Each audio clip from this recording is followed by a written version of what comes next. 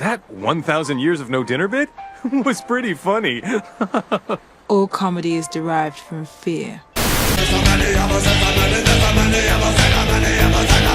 have a war! Jack up the Dow Jones! Let's have a war! It could start in New Jersey! You need me. I'm the only one who knows about them.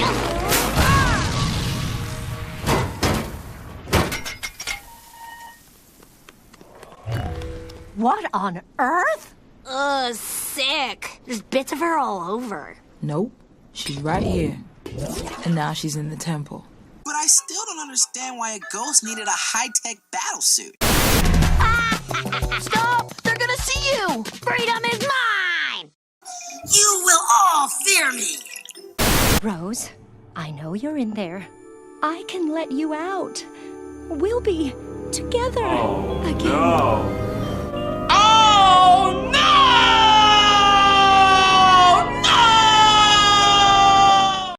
Huh? It's over? Wow. I can't wait for the next episode. Whenever that is, am I right?